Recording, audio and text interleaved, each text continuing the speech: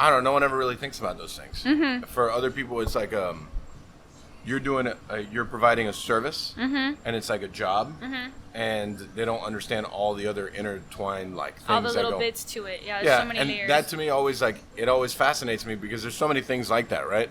But I think when things are creative, and it's also for you, someone comes to you with an idea and says, "Okay, like this is the tattoo I want to have." Are you recording anything? Yeah. Okay, good. This is all valuable stuff. I think it's all good. I have this idea, and you could be like in your head, like, "Man, this shit's whack." Yeah. And you're like, "But I guess like." Can I jump in really quick? Can I ask you a question in Sure. regards to that? Because that's perfect. This is where my mind leads me. So when you create food, do you create food for yourself or for the person who's eating it? I do. I mean, I can't. Or is it a balance? Like you're pushing back and forth, like right? I can't literally just create everything for myself because then there would be a menu completely comprised of spaghetti sandwiches. I understand. Right?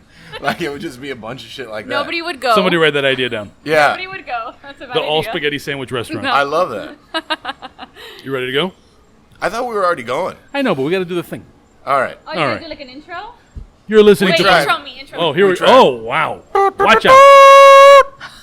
That's the perfect intro for you, I think. Especially Okay, after but don't after forget the, where we were. I really after want that to talk move. about that shit. No, I know. Okay. It's fine.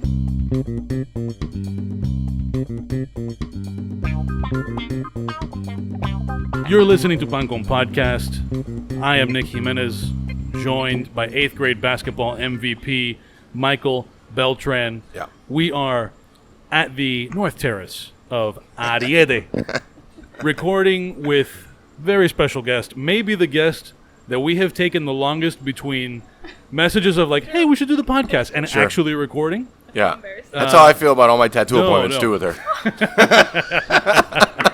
Fucking end my life. And there it is. That is who we're talking to. We're talking to Pooka, Yes. renowned. I'm going to say renowned tattoo artist Pooka. Yeah. If you follow one Michael Beltran on Instagram, some of his prolific boxing content shows some of Pooka's work. Pooka did at least one of your tattoos. I don't know if other ones. She Like did three? Three. Well, Yeah. This one's a two-piecer, right? Yeah, and then one this here. Yeah. Yeah. So And this was. Can I tell you? Okay, Nick, you did your intro. No, yeah, that's it. I'm All right, done. Is that cool. the That's intro? it. Okay, yes. Yeah. I'm a tattoo So like artist. I had never really met Pooka before, and I was like, and John had done my area tattoo, and we had traded a couple words here there before, and I was getting a tattoo by John. I think I was getting Felix that day, Yeah, you were. and we were just like all talking shit or whatever, and you were like, I really want to do a pine cone, and I'm like, I'll do it, because I was like, this is my in to finally get on like the roster of people that are lucky enough to get tattooed by Pooka. No, it's not. Qué pena, bro. So I was like, all right, cool. I mean, fuck it, I'll get it. And then that's when I started talking to her about my favorite tattoo and the larger piece that I have, which was actually a cover up. Yes, it was. Yeah. Do we want to say what you covered up or no? Yeah, I mean, my first tattoo when I was 16 was like a really poorly done cross. Got it. It was like very by the book, like Oh yeah, walking they saw a Miami guy 16-year-old with a kid. cross, you know? They Yeah. saw a 16-year-old kid coming in there, and they were like, yeah, $350. And I was like, yeah, sure, okay, yeah, whatever. Like I was 16. I was like, Yeah, I'm a what the badass now. fuck, I have a cross. 16? Yeah. That's fucking crazy. No, I got lucky because my mom and my dad, I'm not lucky. This sounds terrible of me to say. My mom and dad just got divorced. And she wanted to be like a cool mom. Oh, yeah. You're the best. So she's like supporting you in this She endeavor? was like, sure, I'll go with you to But get she's a a tattoo. Cuban mom. I figured she would not want you to have any tattoos at all. She didn't, but like she was just like, Oh, but just in that moment, 'cause I it want to was be like- like the cool mom. Right, And she right, knew right. that my dad was like, nah. And she was like, Right, yeah, right. let's do it. I'm like, yeah. Right. So that's why. That's how that happened. And then I covered it up many years later. Yeah. Yes. Shit, It's 20 gone years now. later. It's gone now. By the way, So- this is also the first time that, like, after all that time of coordination, I said that I was going to say this in the intro because just for the sake of officiality, this is Jessica Pooka Suárez. Yeah. Yeah. Nobody knows me as Jessica. I know. It's wild to me. Like- Like, this is the closest we've come to having a guest with an alter ego. Yeah. Really? Yeah. But all these like chefs and different They're not all like, no? No, man. Well, I guess because they all go by You're their giving name. us a lot of credit.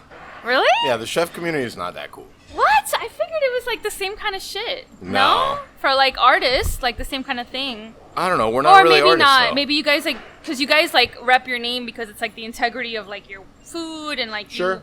you're not really like a persona creating food. Can you tell me where Pooka came from? Yes. It's not cool. I know If that's what you're Chug. expecting. Chug is not a cool nickname either. Okay. So, pretty much, I played tabletop RPGs in high school. Oh, I love this so much. And my favorite tabletop RPG for the time was a White Wolf RPG, which actually is out of print, so no one can find it anywhere. And if you actually find those books on eBay, they're like super expensive. So say, if you ever want to talk about this nonstop during a tattoo, we should send Dave Arvelo. Dave Arvelo. over. Yeah. Dave Arvelo, shit, my old Durian. neighbor, lots of I tattoos. just ate Loves, durian. yeah, loves RPGs. So it was Changeling the Gathering, which was the game, and it was like a fairy kind of game. Sure. And one of the kits that you can play was a Pooka, which is like a shape-shifting prankster fairy. Okay. So I started to play that character. My friend said, wow, that sounds just like you. This is like a perfect character for you, and started to call me Pooka at school. And then that's it. It stuck. And then everybody called me Pooka. So that's been 20 But plus Pooka, years. yes, but Pooka actually, like where White Wolf got it from, it actually has mythology to it. It's actually a Welsh, like boogeyman type of character. They're usually masculine. It's actually not a feminine name, even though it ends in an A for us. We think it's feminine. Yeah. But they tend to be shape-shifting creatures that like trick like drunk people and throw them into thorny bushes and shit like that. So I don't know if that's me, but I don't know. My But the friend name thought that was suits me. The name does suit you, though. Yeah. Yeah, I mean, I I like it. I couldn't imagine you with any other nickname. I had a nickname Bubblegum when I was in elementary school, but that's it. That's the only nicknames I've ever had. Other than Bubblegum that, is it's just also Justin. good. Yeah, right? Yeah, I feel bubblegum like is that also matches good. me. I mean, this is, and Nick is right. This has probably been the longest that we, in between of like trying I'm really to sorry. Do. You know what it is? No, is that don't be sorry. Both You of us have crazy schedules. Both of us. Yeah. So it's hard to find like that perfect overlap where Yeah. it is comfortable, you know, Right. for both parties. And today, I will say I'm always asleep by this time. Anybody who knows me knows that I am an early sleeper and an early riser. Yeah. And I made it here today. I I'm know, you're the here. best. I feel like I'm in an alternate dimension. The fact that I'm even awake right now, my husband's at home with the kids. This is like a very rare, weird thing in my life. Oh, man. But you know what? I'm enjoying it. How is Fuck it. he? He's good. Haven't seen him in a while. Home, comiendo mierda, you know how it is. How are the With kids? the kids, good. Super big. Super big. Yeah, that's how it is, you know? Yeah, People they seem say grown. people say like, oh, it goes so fast. No, it really does. Like you blink and I'm like, do I have a teenager here? It's crazy. It's really bananas.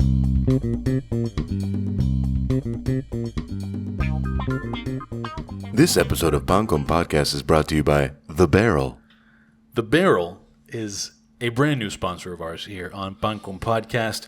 They are a Miami-made barbecue grill. Made in Dade. They are made in Dade. Made in Dade. However, they are very careful to let you know it's not a grill or a smoker. It's the barrel. So this is actually like a really cool looking cylindrical barrel-shaped grill, smoker, I guess roaster also. They're telling you that it's none of those things. It's just the barrel.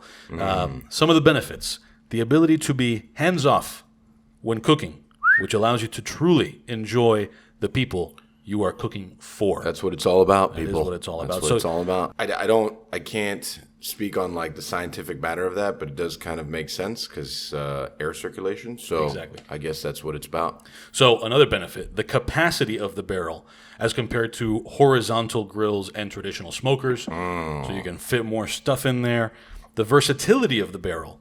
All different types of foods that can be cooked in it, like vegetables, chicken, ribs, fish, steaks, pizza, etc. Sleek and sexy looking, it automatically becomes a topic of conversation, the barrel. I think this is why they were drawn to this podcast, is they knew, like, these are guys who can relate to calling yourself sleek Yeah. and sexy. Transportability? Transportability. That's right. Choo-choo. Chugga chugga. Of the barrel. It is a compact and can be easily transported and assembled to take to the beach, tailgating, the park. Because it can be broken down and reassembled so easily, you could conceivably, I mean, listen, I know that you're okay, driving that's- around in that boat of a Cadillac, but you could take it, you could tear it down, throw it in the back of the caddy, How many grills can you throw in the back of the Have Caddy? you ever seen the trunk of a Cadillac from 1961? No, I know they're It fits big. several bodies. I know, but bodies are more malleable than barrels. That's actually a good point. I'm actually once we get our barrel, Right. Once we get our barrel, I think a good test would be, does it fit in the trunk of the Cadillac? I think we should do this. This is a great test. This is good. If you are a Series 62, if you're a Series 62 owner, can you put the barrel in the trunk of your Caddy? Like Mike said, when we get our hands on this thing, we have not yet. We will soon.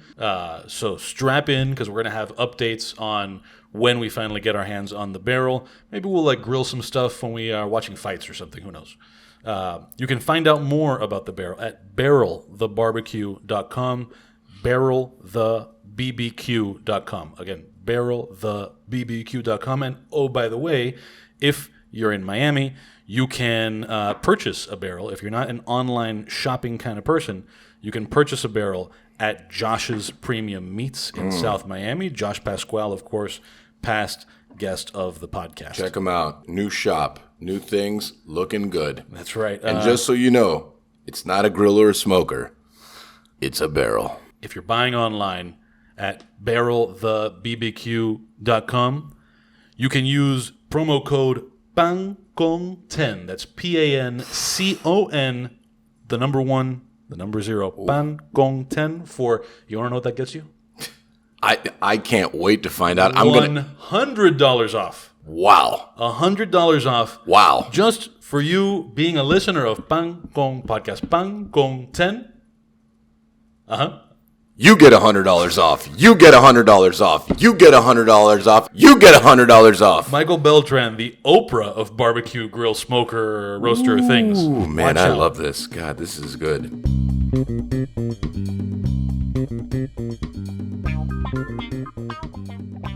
What's gonna happen when your kids are like, Mom, I want tattoos? I don't care as long as I do their first tattoo. I'd be pissed That's if cool. they got tattooed by somebody else, honestly. That's cool. And I have to. They're gonna be such tattoo snobs too. Oh, I hope man. so. My For children sure. right now do not give a shit about tattoos. They don't care whatsoever, period. Oh, yeah? Like at all. But they're young, so I think they think it's normal. And they don't realize, I think once they get older and they see that their peer group really makes it a big deal, Yeah. then they'll see like, this is different, this is special, this is, I don't know, not everyone's household has that. And then I think then they'll probably want tattoos like when they're maybe 18 or something. But I'm the only Not tattooed now. person in my whole family. yeah, I can relate to that. My little sister has tattoos, but because I did them on her, and she only has a couple. Yeah, just But like yeah. no one else in my family has any tattoos. Because Well, they yeah, no, don't like actually, tattoos? No, my cousin has like 3 like tiny ones. Because they don't like it, or because it's like looked down upon? It's like there's I pressure. I have no idea. I've never asked. You never asked? I never asked for like permission or forgiveness for any of those things. Yeah, but you don't see that like that type. Yeah, There's a certain personality, you Yeah. know, that does that. I feel like you're that type. So, when did this start? When did what start? Tattoos for you. When did it start? I kind of started late in comparison. You see, you got tattooed at 16. A lot of my friends started to get tattooed when they were teenagers. By the time I got my first tattoo, I was in my early 20s. I think I was like 23 or 22 or something like that, which is late for all the cool guys, right? Because at that point, my friends all had tattoos. I was like the last one to get tattooed. It's like, shit. But to be honest, I just thought, you know, that they would hurt too much, that I could never do it. And like, I was always that girl who would get like a cut and would be like, oh my God, this cut. And then like take a shower, like, no puedo, like all that. So my mom was like, you can never get a tattoo. Like, what are you even thinking? And I believed that. I was like, this is going to be too painful. And I think the minute I got my first tattoo, I realized like, oh, this ain't shit. Yeah. And that's it. And then I I know, started to it's- get more tattoos. And then it right? becomes like addicting as fuck. Well, because you have power over your body. You have that control. And power. Tattoos can be so powerful.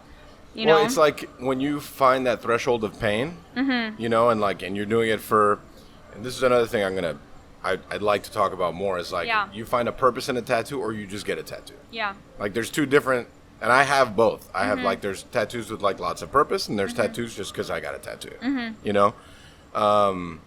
When you find that like threshold of pain and then it actually means something to you, I think you find a lot of strength in that. Don't you find it's like a rite of passage?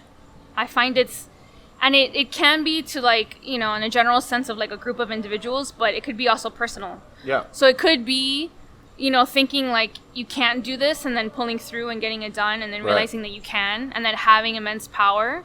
But there's an aspect to that. And I think everyone says too, when you get older, tattoos hurt more and more and you're like less able to like deal with it. Sure. But I think it's because when you're younger, you have more of that like gusto inside of you that's like trying to prove something. And as you get older, that goes away. So you're like, I don't care. I just don't want to suffer anymore. You know what I mean? Right. Let's just get done. Let's just get it done. Like, I just want this image. Just get it done. I don't want the pain. But like when you're younger, there's that aspect to it that's like going through this process, that rite of passage, that like this is scary or I'm vulnerable or this is painful, but I really want it. How bad do you want it? You get through it. At the end, you're proud that you did it. Yeah. You know? My forearm tattoo, this one, I mean, I was in that chair for... This was an early on one you had? Super early. 24, maybe? Okay, so it's one of your first ones? Yeah. I mean, I was in that chair for 11 hours. 11 hours? Yeah. 11. What artist even wants to sit for 11 hours? I'm ready to move on, dog. He was a young kid, and he was... Holy shit, 11 hours? He was good. Did you get like a fever afterwards? No, I was good. What the fuck?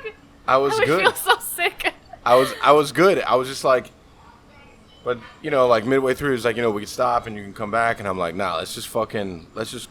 And he's like, all right, done. We're just going to take 2 breaks. I said, all right, cool. Just take 2 breaks. Whatever. Mm-hmm. But now, I'm just kind of like, so what's the schedule going to be? Yeah. Yeah, because like the one that you did, like I think it was 3 sessions, no? Or was it 2? I feel like I don't remember, to be honest with you. It was something like 2 to 3 sessions. Wasn't because the mamey was after, wasn't it? I did the bird first, like in 2 sessions, and then the mamey was like an extra thing. And then, thing. the mamey and then the leaves and all those things were. Oh, was that what it was? After, yeah. Oh my gosh, I don't really remember, to be honest. Yeah, the bird was first though. Okay, yeah. So, I don't know. Like, I find it interesting now. Like, at my age, you know, like I guess because it's what I do for a living too. Is like it just doesn't matter. Like, I'll get more and more. Like, I have a neck tattoo now. No, it doesn't matter. It doesn't matter. I have hand tattoos now. Like, before, when I was younger, I was like, maybe people would judge me and whatever. And, you know, yeah, but when you get older, you care less, right? For sure. I feel like that's across the board with anybody, but obviously in relation to tattoos. But I think just in general, you care less. You know, the finite length of a life becomes so real to you that... Oh. You know what I mean? Man, I don't know. When I turned 30... That's what it is. So you're like, who gives a shit? Like, I'm alive for like 10 more minutes. Let's fucking do this. When I went from 30 to 35, I'm like, man, I'm almost at the end. It's crazy. Listen, like, I was thinking of that so often. I was like, you know what age 35 is? Age 35 is when you're on a roller coaster and you're on the top like this. And it's looking down and you're like, bitch, like that. That's what fucking 35 is. So prepárate. Once you hit 35, 36... You're in 40's asshole. That's what it is. You might as well be there. Yeah, 40's almost 45, and 45 is touching 50. 50 might as well be 60. Come on. Yeah, at 60 we're... Come on, dog. By the time you're 60, that's the same as 80. Like, we're on a rocking chair on a patio, and we're talking shit with our neighbor because Fulana across the street, we saw her coming in and out of the house at 4 a.m. That's what I'm saying. It's a slippery slope. It's a slippery slope. I feel like, I mean, obviously I'm only...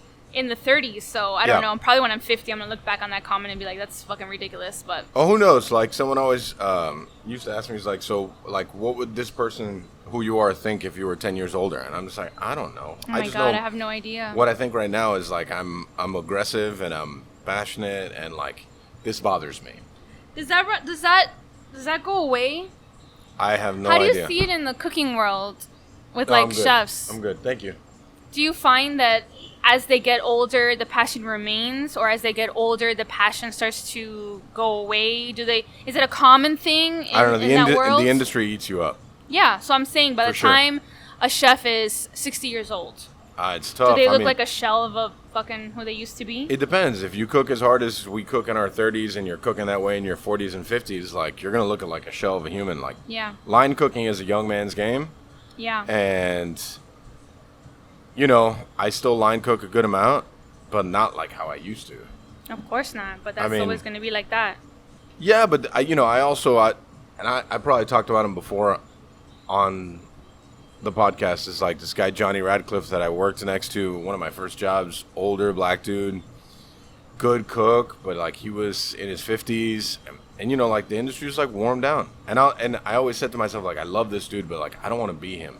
Yeah. You know, I don't want to be that person. And I learned a lot from him, both good things and bad things. Yeah. And I always think, and like when people ask me, it's like, you know, why do you work so hard?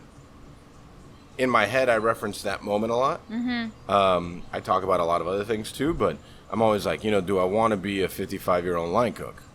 Or do I want to do something more? Do I want to build something? Like, how does that even work? And it's very different, like in every profession. There's no, and I would say that it's pretty similar in yours. Like, there's no blueprint to what our end game is. But that's what's good about it too. Mira, ten Yeah. cuidado con el agua. Yeah, I mean, there's good and there's bad, right? Like, the good is, like, you're always in this constant strive for, like, more and to, like, better yourself. But it's also, like, there's some people that go into a career, they follow kind of like a blueprint of what other people have done to get to X amount of money that's going to make them feel happy, or what they think is going to make them feel happy. And then they get there and they're like, cool, I'm done. I'm just going to fucking retire at X age. Correct. And I think that for creative people, it's not like that. I think, No. you know, You're like restless, no? Oh, Don't you feel that? I feel that all the Yeah. time. It's like a restlessness. Well, the restlessness, the doubting, there's so many like parts of that. And then when you open your own business, then there's even more of that, because now it's not like you're just cooking. Because like what you asked me earlier, like, am I cooking for myself? I can't cook for myself. You know, I cook for a lot of people, and then I think within that parameter of what I'm trying to achieve, how do I make sure that they know who I am? It's tough. I find that's like the most difficult part of tattooing as well, is that client-artist balance. And ultimately, it really depends on the type of artist that you want to be. I feel like both of our professions are really open in that way. And that's one of the things that drew me to tattooing, is the fact that you can really create whatever you want out of it. You can create the career that you want. You can be the tattooer that you want. It's not like one set archetype. So I don't know. You have the artists who are just really happy just doing walk-in tattoos every day, and they just put down a solid tattoo, and they can do that for 40 years. And it's out of a book. And it's done. ABC 1, 2, 3. They do the tattoo. They go home every night. They go to the bars on the weekend, whatever they want, whatever their life is like. And one day they're just old, and they just stop tattooing, and that's it. And then you have other people who, oh my God, there's so many shades of gray in this topic, but like, you know, there's those who want to be the best tattooer, the most different, exciting, pushing the limits kind of art, that they really want to take tattooing to another level. They want to really change the game. I mean, there's everybody in between, right? So that's the beautiful thing, I think, about both of our jobs, is we can really do what we want. But I find usually for tattooing, it's around the 20-year mark. When tattooers hit 20 years, at that point, you're either still passionate and you're like, people really look up to you, and you're like a really well-known, amazing person in your tattoo community, right? People look up to you. You can be somebody that people look up to. Or many times at that point, 20 years, it's just a job. You're over it. Yeah.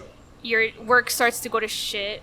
Maybe you're drinking too much or whatever. Yeah. It's just a stupid job. It's just a job that gives you money, and that's it. To survive.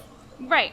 Yeah. And I see it kind of both ways. I feel like depending on the type of tattooer you want to be and your experiences in this field, by the time you get 20, 25 years in, you could just be that shell of a person just fucking trying to make a buck or not. How many years in are you? I'm going to be like 14 years now. 14 years. Yeah. How do you feel? Not shitty yet, which is great. Yeah. I still feel super motivated, and incredibly motivated. You Right. just opened up your own shop. Yes, I'm very motivated right now. I'm very passionate about what I do. I feel like I'm still at the point where it's like an ever-changing game, and I'm really still very stimulated by the fact that things can change at any time, and I can kind of create the work that I want at any time, and I can explore different types of work at any time. Like, it's very free for me, so it feels really good and really stimulating.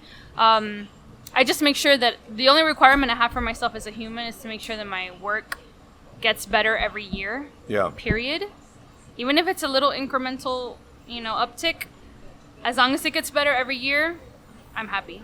Yeah, I don't need to be the best immediately, but at least there's growth. I almost feel ashamed to say the fact that I have not been to your new shop. Oh no, it's okay. We're super new. We opened up in March, so it's only been like 6 months. But I'm intrigued because since I know you as a human being, the kind of tattoo shop that Pooka would run.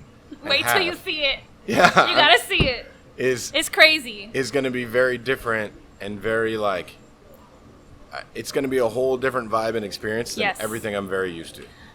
That was the entire point. And I'm sure that's what it was, and I love that because it brings like a whole different approach to something that people just say this is the way it's supposed to be, Yeah, and this is the way no. it's. So just from what I've seen, from like the name to the pictures that you've done of the space and all that, I just feel like it's going to be such an interesting experience for people that get tattoos. Yes. But it's also you have a very specific clientele also. Yes, true. Yes. But you also have other tattooers in your. Yes, so we all have slightly different styles, but our styles overlap, so it all makes sense. Like everybody is really, in general, into the nature kind of theme. Not that everyone only does that work. We have a couple artists there who do like traditional work, but I feel like everyone's vibe, them as a human being, really works really well together.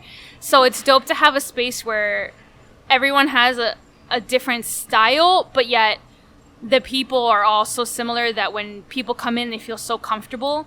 And that was kind of like one of the main things I wanted to stress about the space. I mean, it started off, obviously selfishly thinking like, what would I want out of like a personal space where I just work for myself? Yeah. What would I want around me? What would I want the vibe to be, the aesthetic, But then it just moves on from there. It's like, okay, well, here's other individuals who we have common interests. We are similar individuals. Okay, how can we make this space really our own? And I always tell my team, it sounds so stupid, but I always say like, look, as long as the rent gets paid, right, every fucking month, we can do whatever the fuck we want here. This is not about like, this is my shop. This is my vision. It has to be this way. It's like, we could do whatever the fuck we want. What do you want? You want to go put antlers on the wall over there? Go put fucking antlers on the wall. What do you want? I fucking taxidermy here? Fine. I put un palo. I just put un palo there in the front window. And I harvest. Mira. I put un palo hanging from the front window because we were going to do a fucking picture and everything on the glass. Like every tattoo shop. And I was like, fuck that. I got my friend, Sino. What's up, Chalk and Brush? Oh. Check it out. She came, she did hand painting on my fucking front door of our shop name. So I love to represent that. I love to have that little piece where you see the texture of the paint on the wall on the front door. It looks awesome. She's incredibly talented. She's amazing. She hand painted it. And then instead of putting stickers all over the fucking windows, I was like, no, this is Witch in the Forest. This is what it is. My mother found me tremendo palo. Like, I don't even know where she got it from. I have no idea. But it was perfect. It looked like a fairy tale palo. I don't know, fucking this big, right? She goes, mira, tengo un palo para ti. Okay, thank you, mom. I took it. I fucking got leather. I fucking wrapped leather and fucking put that shit up. I fucking harvested mad herbs and shit from her garden and my garden. I made smudging sticks or like cleansing sticks and herb bundles. And we're also hooking up with fellow... like my friend, she does flower farming, Palm Pike. Okay. So we get flowers from her, dry them, make bundles, and we have them hanging there in a bottle on the front when you walk in. Tell me that's not a Hag Ravens witch fucking studio when you walk in. I mean, it's definitely different for a tattoo shop. Yeah, you walk in, you're like, what is going on? Okay, is there spells being had here? I'm like, maybe. You can buy yourself an herb bundle on the way out, a little floral bundle. But all that really matches you, though. It does really match, but it matches our clientele. I feel like it matches everyone who walks in there is so inspired by the space, and that just makes me even more proud, even more inspired, and wanting to just really do things outside of the box, because why not? You know? It also matters who you decide to surround yourself with within that space, right? Yes. Like the team that you have, right? You brought them in for a reason. Mm-hmm. And it's because they match like the vibe and what you're trying to achieve. Mm-hmm, mm-hmm. Because like I said, I mean, I've been getting tattooed for 20 years of my life. Mm-hmm. All tattoo shops are pretty much the same. Yeah, especially in Miami, I feel like a lot of them look exactly the same, which is fine too, because a lot of these shops too, remember, are like walk-in shops. Right. So they're really there just to like, that's part of their angle, is to fulfill that need of like people just wanting tattoos, and that's totally fine too. I just realized like, look, I'm going to have like a private space. I work by appointment only. The people who come work for me are going to be pretty much working by appointment only as well. We have a little bit of walk-ins, but it's not like, we're not like a walk-in shop, you know? But I think what's really special is creating an experience that the client enjoys all the way through. Yeah. So it's not just, I got a good tattoo, so that's straight. Like, yeah, that's awesome. But I want people to walk in there and feel comfortable from the beginning. Well, feel like fascinated, engaged, comfortable, happy, you know? I'm intrigued with like your work and the people around you, the work that they do. Like, how often do people come to you for their first tattoo? Not that often. Really? I mean, I do get them for sure. Absolutely. But I wouldn't say it's common. Because you realize, too, you have to book an appointment many months out. Yeah. They have to send a deposit. All these things that, like, the casual first-timer just wants, like, some little shit really quick just to kind of see what a tattoo feels like. They're not going to want to go through all that trouble. Right. So they'll usually just go to, like, a whatever shop and get a whatever tattoo. And then maybe I'm, like... Their first real tattoo. They're, like, later on tattoo. Like, a bigger one. Yeah, like the or, one like, that, a custom like, one. They put a lot of thought into Yeah, it. yeah, and it's, yeah. like, a thing for them. Right. And it has, like, a ton of meaning and... like all those things. Yeah, I feel like I do get first timers, but it's not super common. Like my everyday client is someone who already has tattoos. Yeah, They and already know what's that up. have orchestrated this thing in their brain of what it's supposed to look like. Yeah, that can happen. Yeah. It depends on the person. Yeah. I mean, I don't know, like I think for me I'm kind of at a point that like the meaningful tattoos that I have them. Mm-hmm. And like now I'm just like I love the sensation of getting a tattoo. Really? I love it. Does it make you feel alive, Michael Beltran? Listen, I Chef, usually that's fall because asleep. It's because you're out there doing that boxing shit. You love to hurt yourself. That's why you fucking like that That's shit. not it. I fall asleep during the majority of my Nick, tattoos. does he like to hurt himself? I'm not around for those things. Yeah. I just don't. I see you in the morning putting your stories, sweating the pain. You usually put like DMX or some fucked up Yeah, fucking it is. music, and you're like, it's 6 o'clock in the morning, Crime no one mob. wants to work out, and I'm fucking doing this shit, and you're, Yeah. because you like that pain is like, you like that shit. Well, I also like pushing myself to a place that Yeah. a lot of other people don't That's feel like they uncomfortable. can do. Yeah. And when you work within an uncomfortable space, I think it pushes you to a limit in which you thought you could not get to previously. That's correct. I mean, boxing, I never thought I would become a boxer. I never thought that I would be able to box 6 rounds with people trying to be pro boxers. I would never. I never thought I would ever be there. But that's life, isn't it?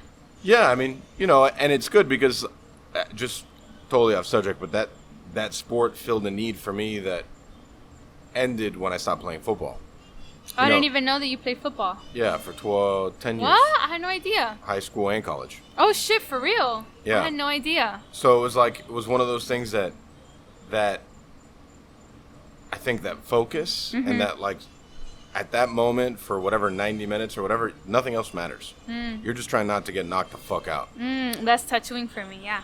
And that, I mean, I think that's great. It's the same thing as like, you know, when I'm working the line and we're getting Do fucking. you feel that also when you work in line, or is it too chaotic? No, Or maybe the more chaos, the thrive- more you're like engaged, right? I thrive within the chaos. Yeah, within the chaos, I definitely thrive. When other people are like frantic and whatever, I'm loud and I'm aggressive, but I'm definitely not chaotic.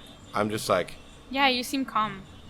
you know, like if you can find that, it is a place of happiness for me. You know, like people are stressed and anxiety is high, but I'm fucking doing my shit, and I'm ready to crush that shit. Like that for me, it's a safe space.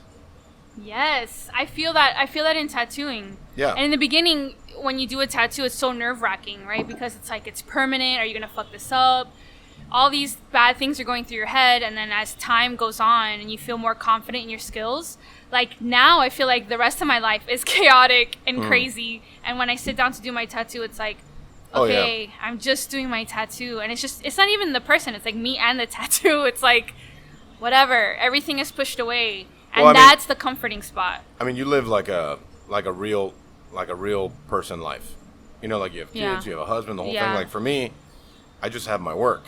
So Yeah. I feel like I'm very bad at personal life. I'm very good at professional life. Why?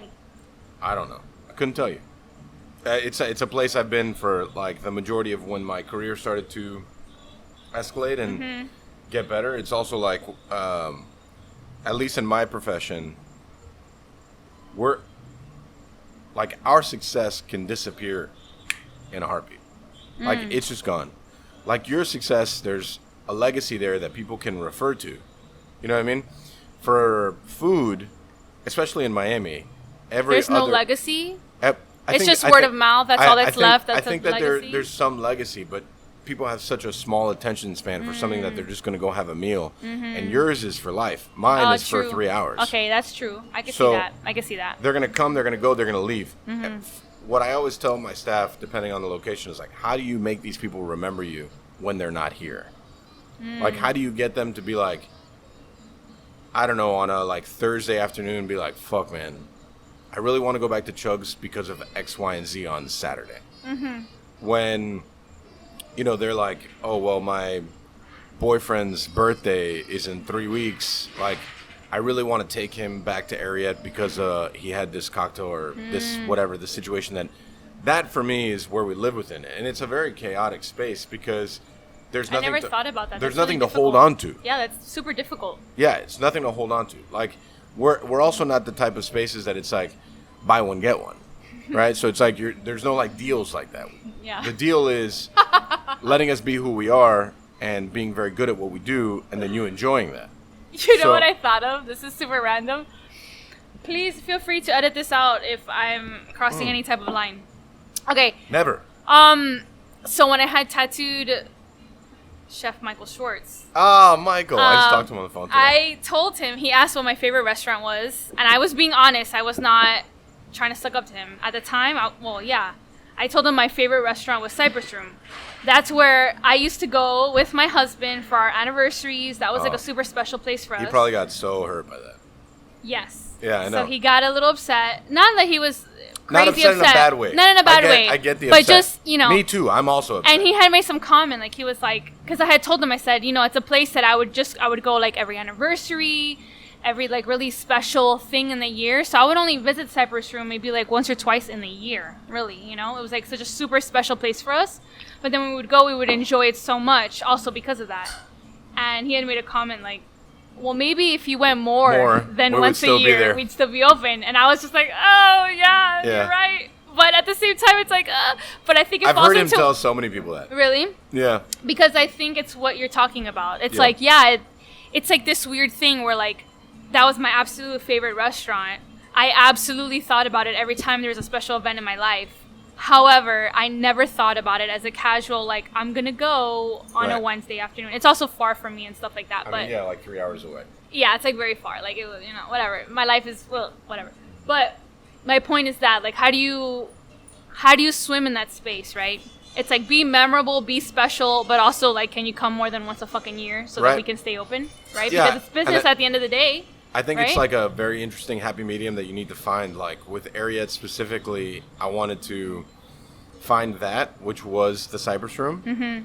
But I also wanted to find a space that people like myself felt like you can go every day and you can walk out the door and spend $35-$40. That's what you created because that's what I've fucking done here. I'll tell you. Yeah, that. I mean, and I come here and like.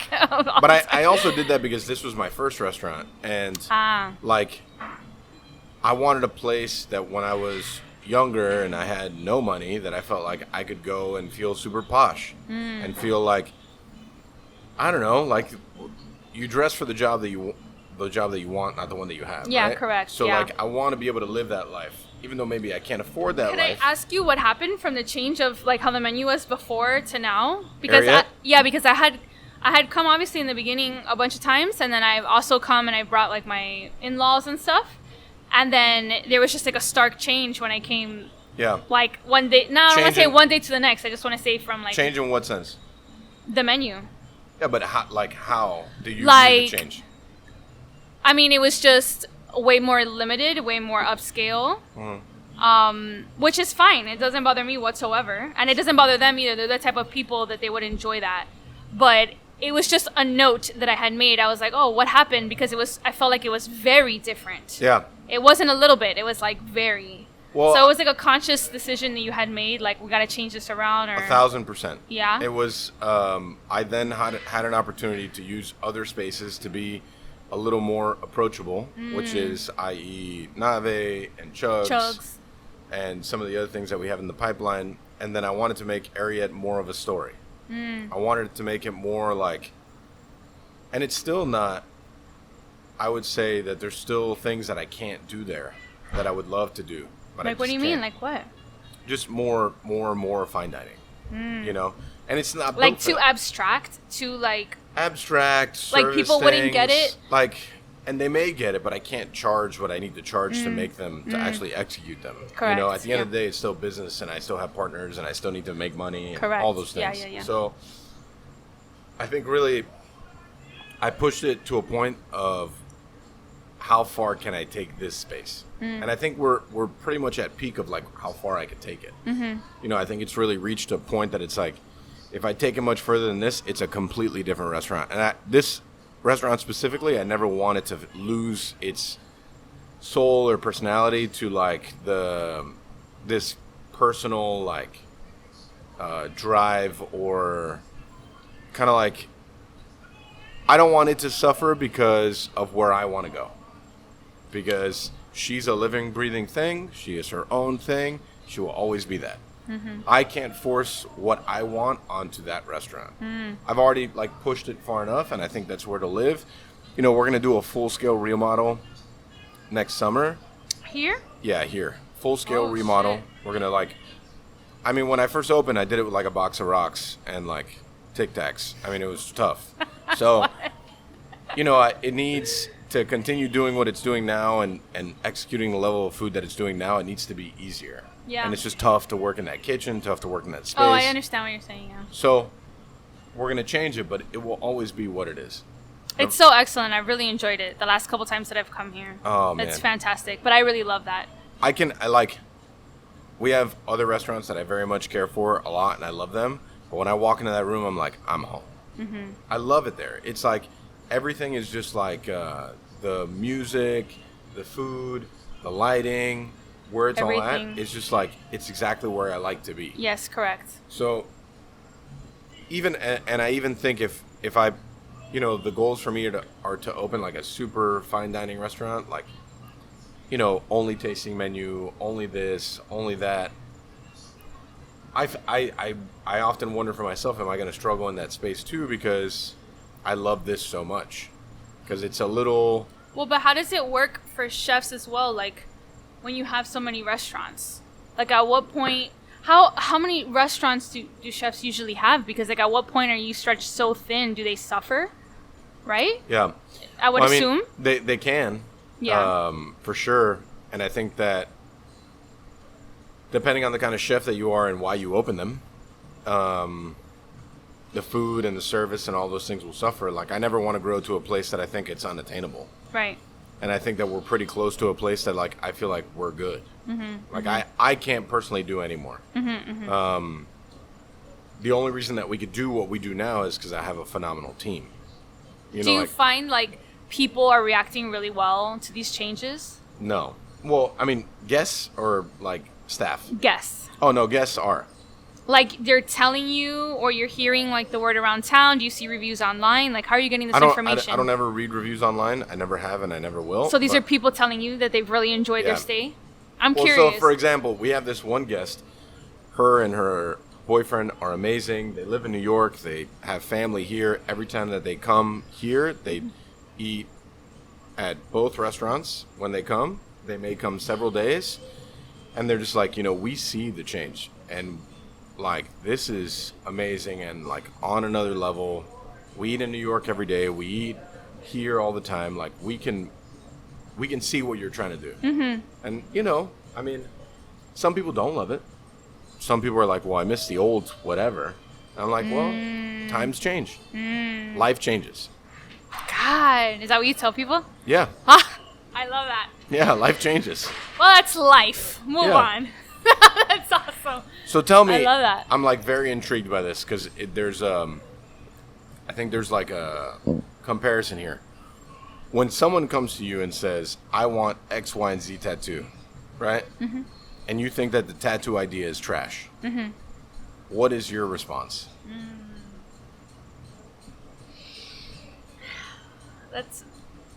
It's hard because, okay, I guess it depends on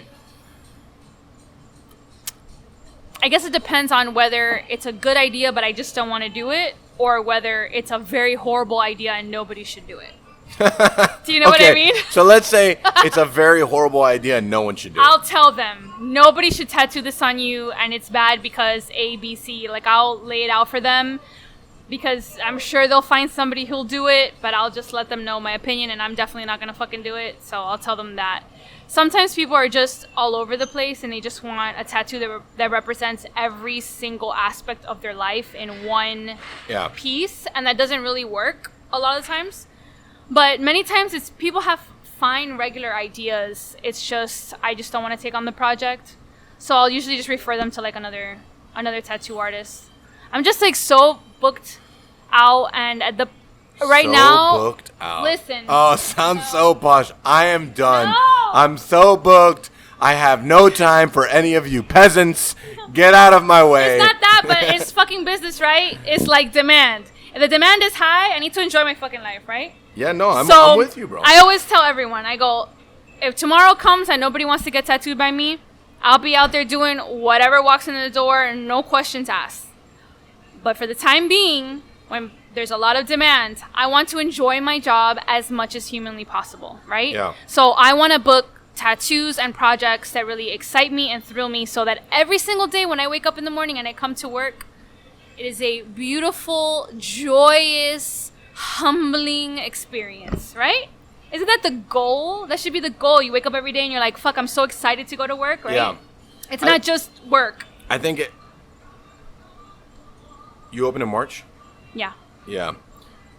For me, a lot changed when I also became like a business owner.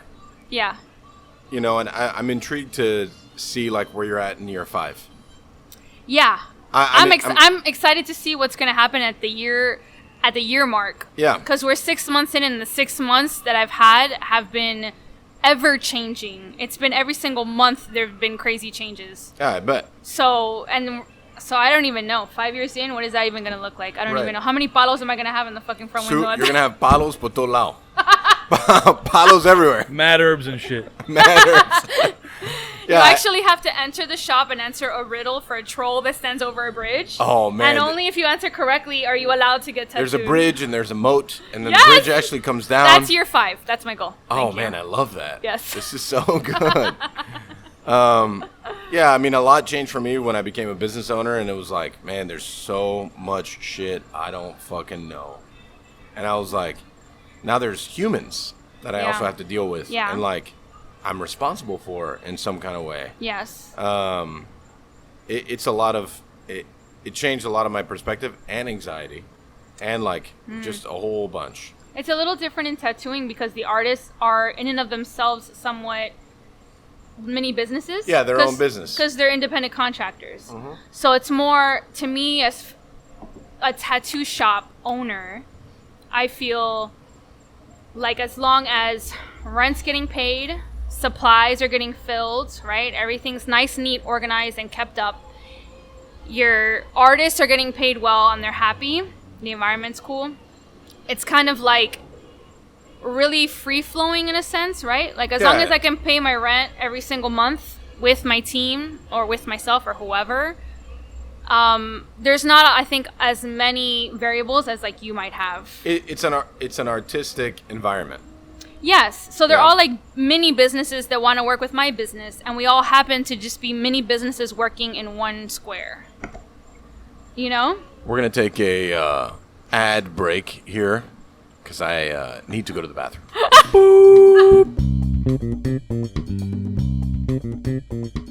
Decide is getting a little free ad space from us. This is us giving back to Cuba. They're getting all the love they deserve. That's right. So they gave us some talking points here. I'm going to read them, but we're going to do a little bit of riffing. All right, yeah, cool. You read them, though. Did you know, Michael, that the last free and fair elections in Cuba were held more than 70 years ago? That's one of the least shocking statements I've ever heard.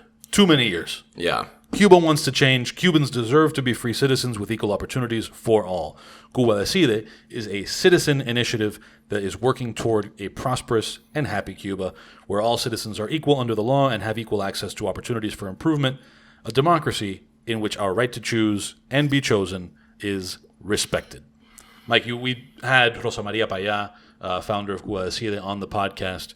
And it's a topic, obviously, that is important to the two of us, and you had a lot to say about how the being denied those rights all this time plays into your mission with Ariette and Chugs. Talk a little bit about that.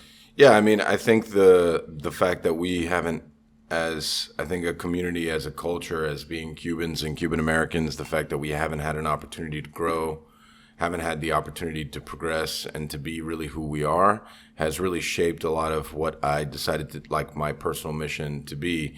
And meeting people like Rosa Maria and like several others like her in this process have nothing but solidified that goal for me. And to know that, I think one thing, I think it also happens a lot in our age group, feeling like you're alone in that process, feeling like that you're the only one that kind of feels, I guess, a sense of being lost, because you don't really know where you came from, why you're here, all those things.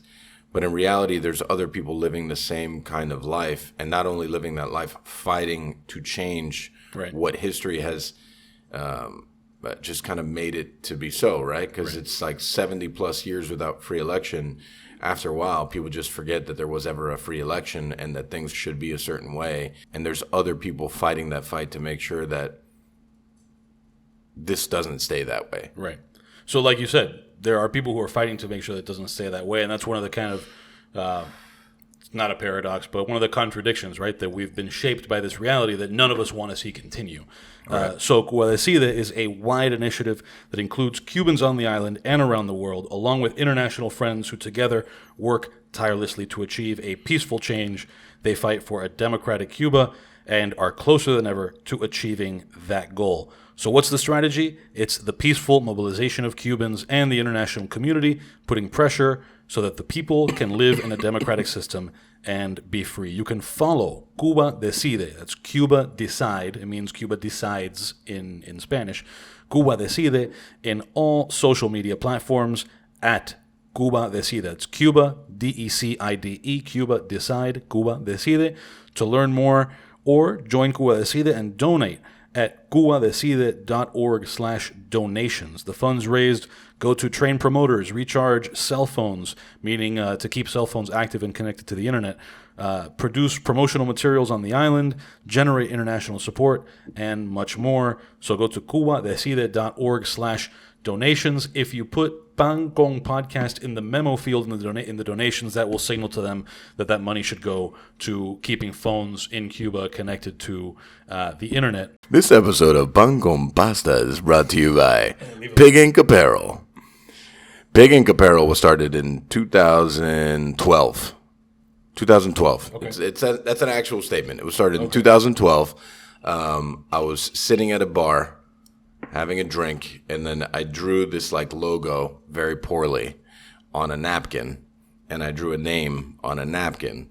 And the entire purpose of starting this apparel line was because when my family came here from Cuba, what sustained them financially was making clothes.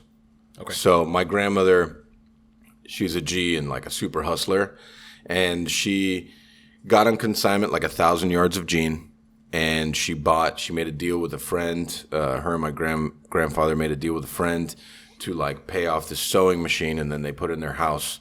And my aunt, uncle, and mother with my grandparents started sewing jeans, and then they started selling said jeans. And then from that company, my grandmother started a company with my father called H&D Fashions, and we did textiles forever, 25 plus years, until sadly the company closed. We had 2 factories in the Dominican Republic and 1 here in Miami. And that's really what sustained my like childhood. I grew up in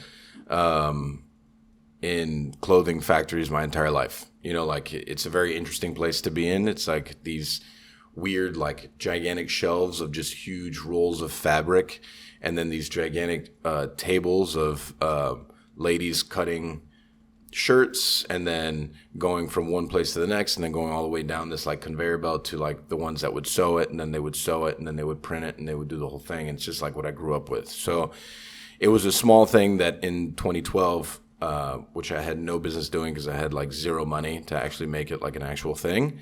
I was like, I just want to come up with some like cool designs that are lifestyle, food oriented, chef oriented, that aren't so chachi. And you see a lot of the chachi food stuff, like your radishes are wild. Like we don't do stuff like that. So, we're making like a hard comeback. Our my partners and I have decided to reinvigorate the brand and bring it back. Our logo lives on within our hospitality company and obviously through the merchandise line.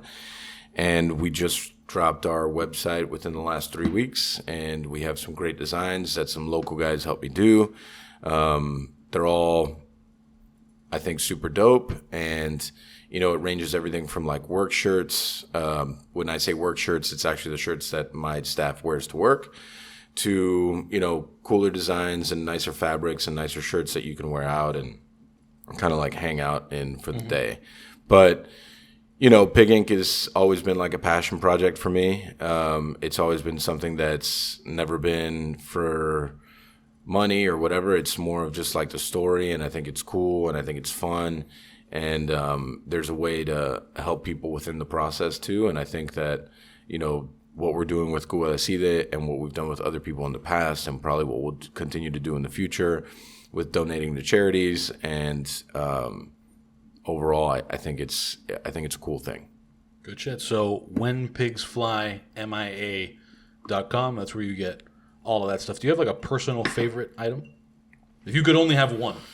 I honestly... You could only have one for yourself. I mean, I think it's because I'm super biased because I love the original Ariete shirt. So the new shirt that we're dropping for, DADE is probably my favorite one that I wear the most.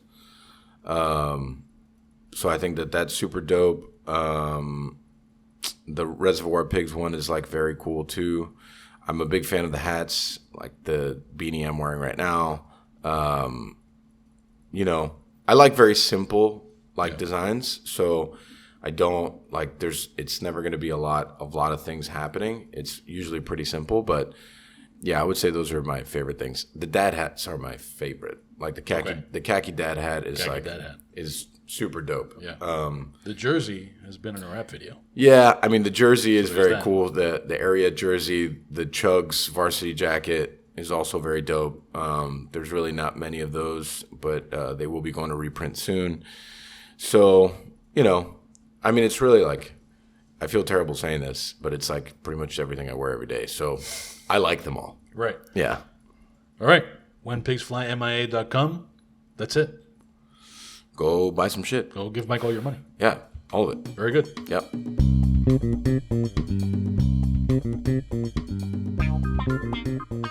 I was like, I hope I'm interesting. I don't even know. Oh, what to get talk out to of you about. here. I hope you're interesting. Palos. There's palos I'm hanging. excited about the bottle because, mira, when you walk into the shop, what tattoo shop looks like a fucking forest fairy lives there, bro? That's like, I know. and you know what else that I'm so proud? I have a wreath when you walk in that is all made out of oak, like young oak branches. That days leading up to the shop opening, I went around, I foraged, and I was building it slowly in my garage. I would whittle this fucking wreath little by little over time, and then finally when the shop opened, I was like, the first thing hung on the wall, and it's like, there it is. I mean, It's beautiful. How many tattoo shops can say that? Usually it's like some kind of skull thing. Yeah, no. A skull it's thing, cool. or there's like a snake in some kind of liquid in a jar. I have rue. Do you know ruda? That herb? No. Witches used to use it back in the day to like get rid of bad spirits, and witches would place it above their doorways in their homes so that spirits could not enter. I have one of those in my house, but it's not ruda. It's, Well, I have that over my fucking door. It looks like Oh, I forget who gave me that. Some bruja. Probably. Oh, yeah. I mean, Cubans, there's brujos everywhere. Of course. Yeah, oh my everywhere. God. Especially in my neighborhood. Jesus Christ. Are we back? We're back. And we're back. After that commercial break. Yeah. So, how long were you at Ocho for? 8 years. 8 years. Yeah. Where were that's you a long- before that? Sunset Tattoo Parlor. Sunset. It used to be Fat Joe's, and then like halfway through it That's turned where I into got my Sunset. first tattoo. Yeah, Silhouettes. Silhouettes. That's really back in the day. Yeah, that's really Joe back in the day before Fat Joe's. Yeah, yeah, and I was there for 5 years. I was at Fat Joe's or Sunset for 5 years. Yeah, Silhouettes is where I got my first tattoo, the one that you covered up. Silhouettes is Miami OG shit. Yeah. Yeah. Yeah, That's right for there real. on Bird and whatever, Yeah. 82nd or whatever Yeah, it is. yeah. And Fat Joe's was there forever. Yeah. And then, 84th. so how was your time at Ocho? I love Ocho a lot.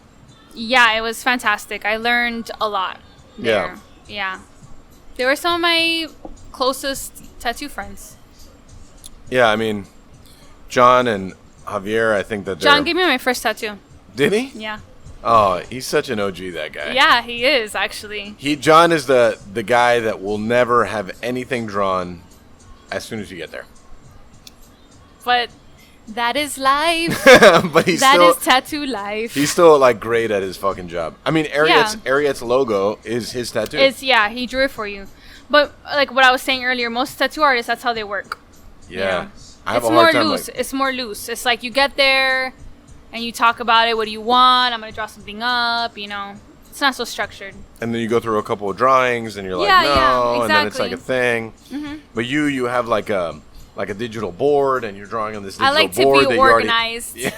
I don't like to waste time. I really prioritize efficiency myself. So I don't like to have clients waiting. I like to have my drawings done before the client gets there. And personally, not that I make anyone do this, but I send my drawings to my clients ahead of time and get their okay on them so that when they come in for their appointment, they just are coming straight in. I'm setting up, printing it out, sizing it, and we're tattooing.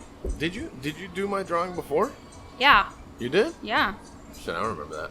Always. I never draw in the moment. Very rarely. I had a client this week come in and she kind of changed her idea a little bit when she got in.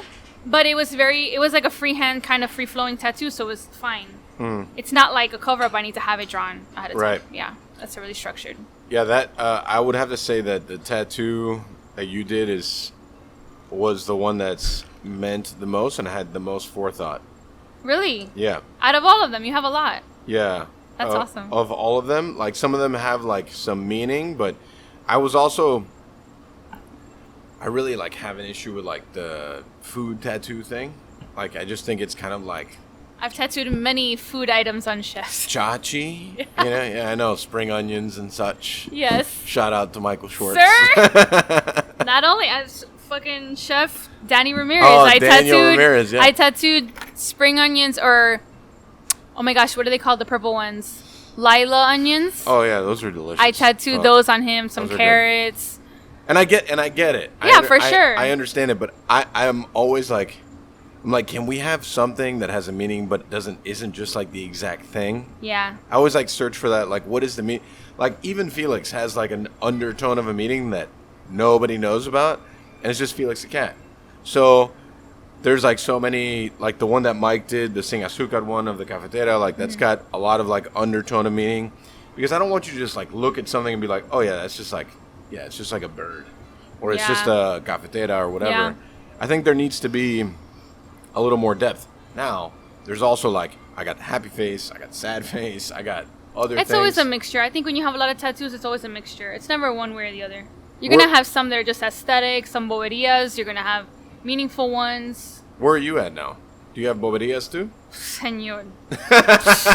Hey, por favor. Of course.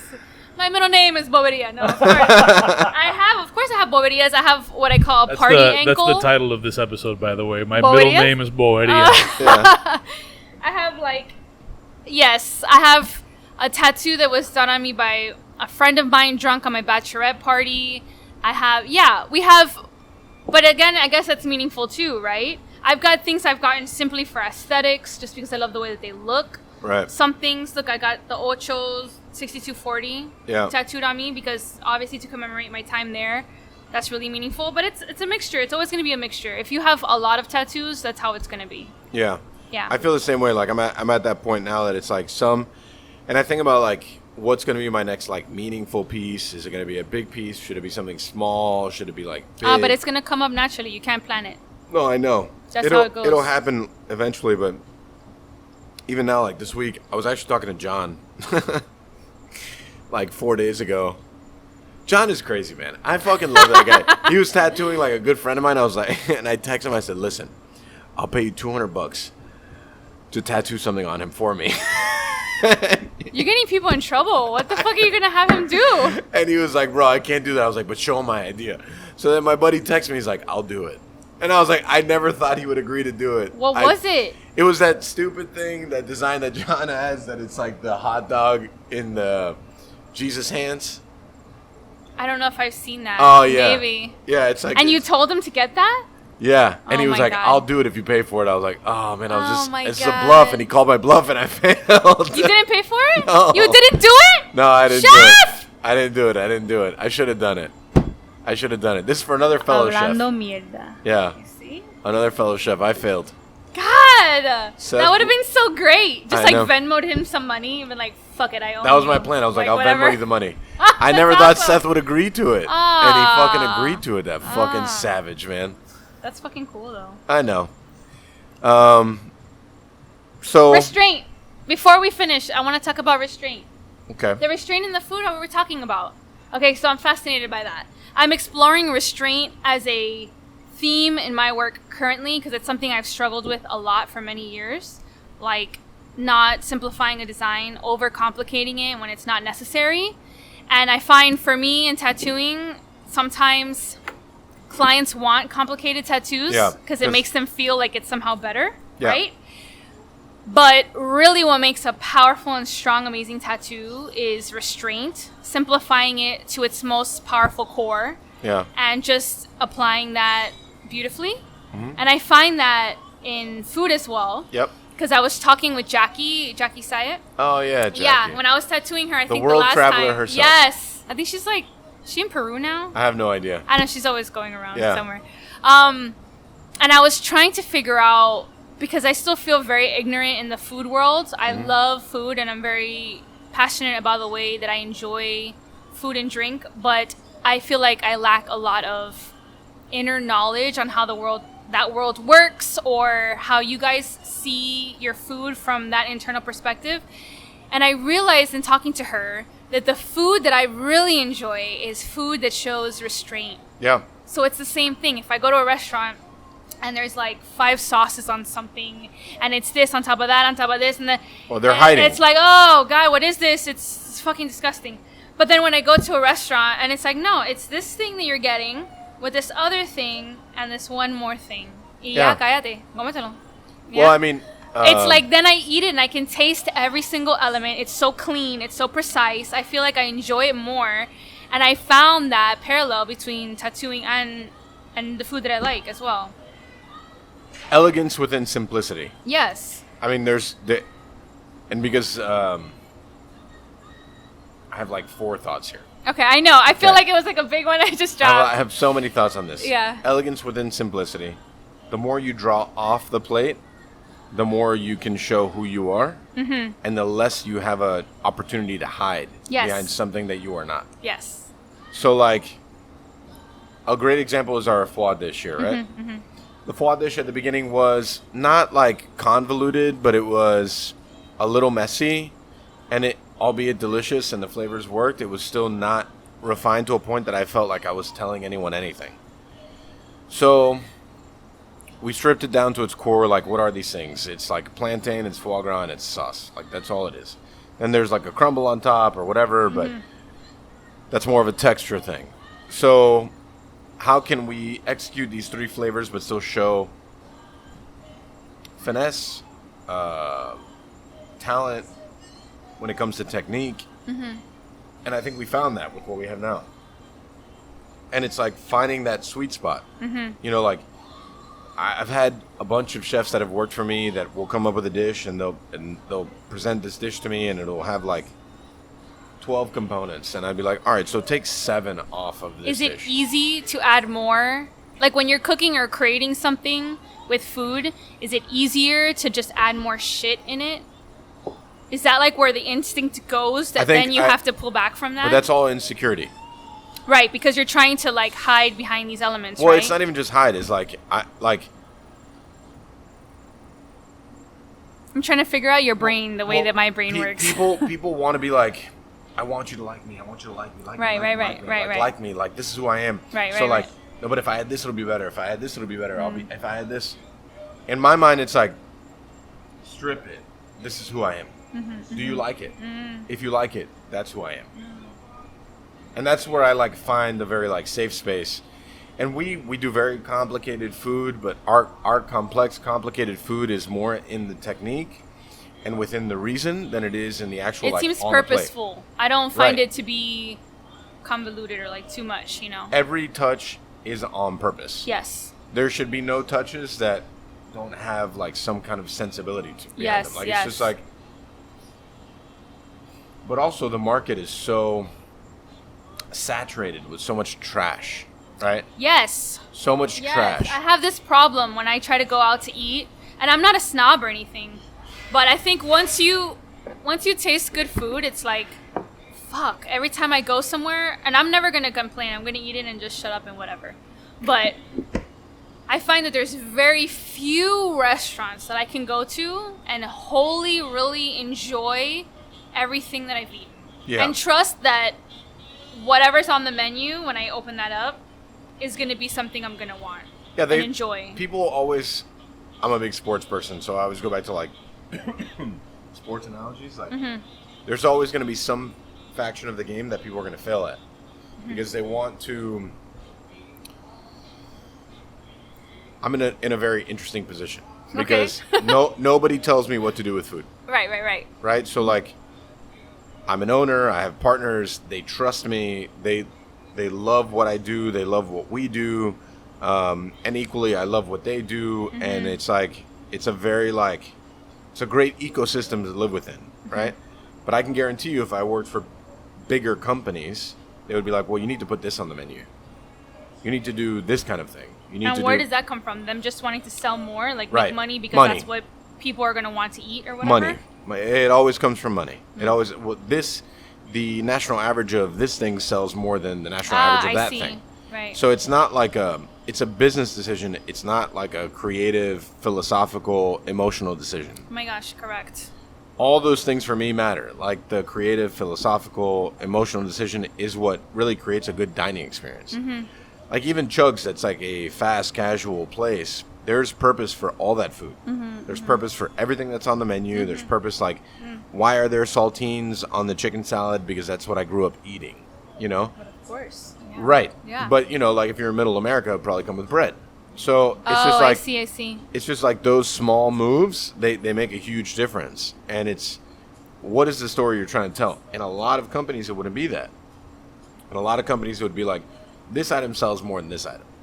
You know, like one of my restaurants is going through a very like visceral change because it needs it, because the identity is suffering, you know? So, and that's what I do. I provide identity and meaning and like actual structure to like what the menu should be. And I feel like that restaurant specifically lost that space. So now I need to go back from square one and strip it down to like, what are the things that are good or bad here? And then build on top of that. I'm really trying to work in that space this year. I'm really trying to explore that and push that within my own work and simplifying the designs and maybe even, and I'm starting to do more things too besides just botanical work too. And I really want to dive into more fantasy work just because I have interest in those things, but like things like swords, for example, how they're such a powerful image. I love that. But again, not having to fill it with shit. Yeah. Like just executing a sword clean. I love this. Powerful. When are we doing our sword? I'm so down. ready. But this is where I'm really going with it. It's like I have in the shop. I call it rice and beans. Rice and beans is your everyday tattoo, your bread and butter, right? That's where you're gonna make your money. So I'm always gonna have my rice and beans tattoo. I'm always gonna have the sunflowers, the orchids, like the things that everyone's gonna want for their grandma, for their mom, for their whatever. It's also like those are things that you are also known for. Correct, and those are my rice and beans. I'm not deleting that. But aside from that, I really want to explore this space of restraint, but really purposeful, powerful designs. So not a design that is just, here's 100 flowers, blah, blah, blah. I know there's always going to be people who like that, but what is that doing? It's just a fucking arroz con mango, right? It's just a mess. But how can I just get one image or one idea, simplify it, right, to its bare minimum, execute it perfectly, have it sit on the body perfectly. Yeah. And just have it be powerful. Well, there's first of all, when are we doing our sword tattoo? Because I'm so ready for that. I'm so down. Yeah. And secondly, axes too, battle axes, so fucking rad. Okay, sorry. I'm with battle axes too, but I'm also like a Michael, so the sword has like meaning. Oh, yeah, cool. So there's a phenomenal chef in the UK. Her name is Claire Smith, and she did this photo shoot that I was like, when I saw the food, the way that she did it, I was like, amazing, because there's no other focus than the food, right? It was just like a blank white canvas, and then they built on top of that. So we tried to mimic that. Thank you. We tried You're so great. Yeah. She's fantastic. Fantastic. We tried to mimic that, and I personally feel like that's the best our food has ever looked, because there's nothing grabbing your attention but that thing. Correct. But the food. Correct. But what's like being focused on.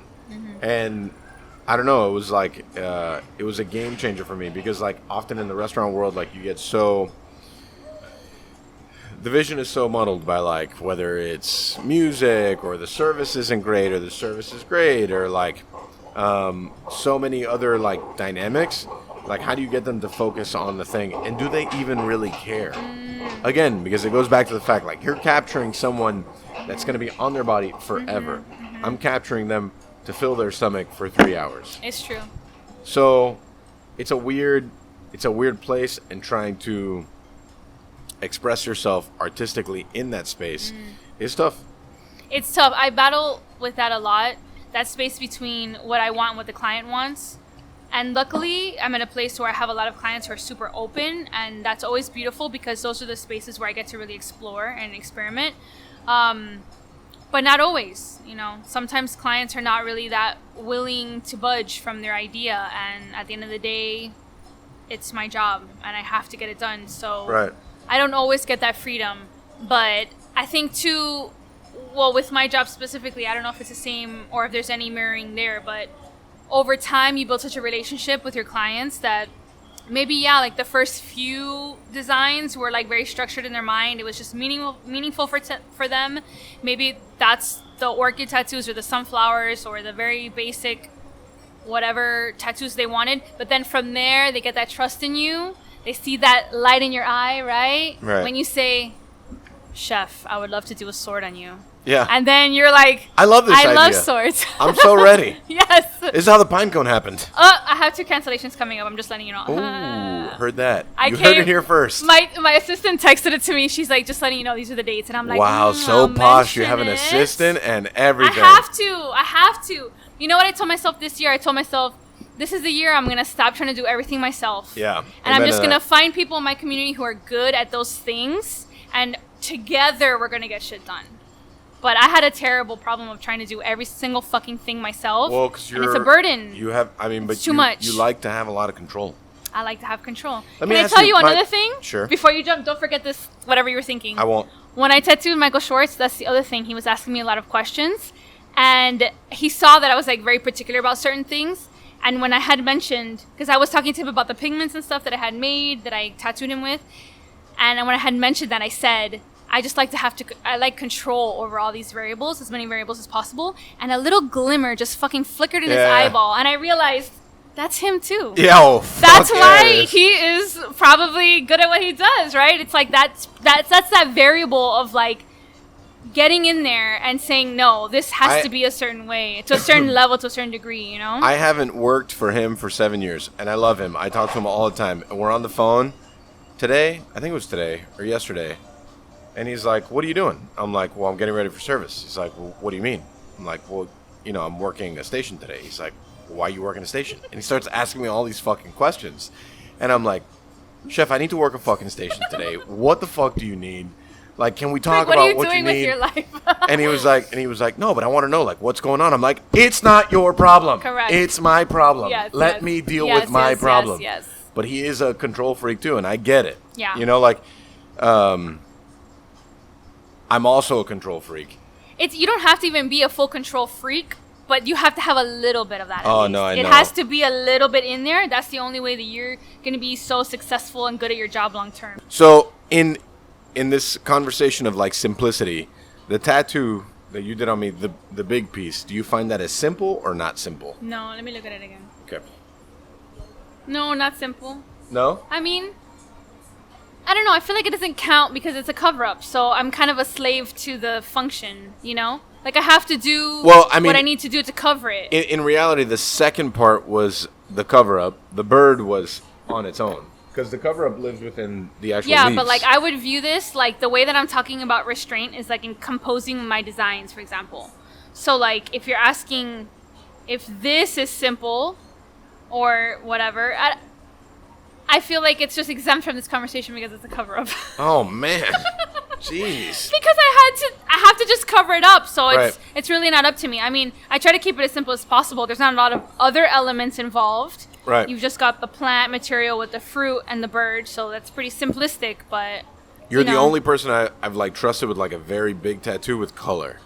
I've Yeah. never been like a big color person. yeah. And it was like, I remember when we talked about this at the beginning, and you were like, yeah, this needs to have color. And I'm like, What is this bird called again? Drogon? Drogon. Yeah. Okay, so you know what's crazy? I just antiqued 2 bird pieces for the shop. And I just picked them up. I didn't really look at them too much. And I put them on the wall. And I'm sitting there, I'm looking at it. And there are 2 dragons. Like, I couldn't believe it. I was like, wait a minute. I know this fucking bird. I'm like, what are the odds of that? That's so strange. I was at this meeting, and the guy's like amazing or whatever. And he's got this beautiful mural on the wall. And it's a Cuban brewery. Manny, he was on the podcast before. What brewery? La Tropical. Oh, I've never heard of it. Yeah. Where is it located? It's in Wynwood. Oh, okay. Yeah. And he's got this beautiful mural of a dragon on the wall, and he's like, yeah, I bet none of you guys like know what that bird is. And I was just like, You're like, bitch. Bobby. Bobby, I had this bird before you had this bird. That's what you What do you should've mean I don't know why this bird? That's what you I should know why this bird. I had this bird since day 1, dog. Yeah. That's what you should have fucking said.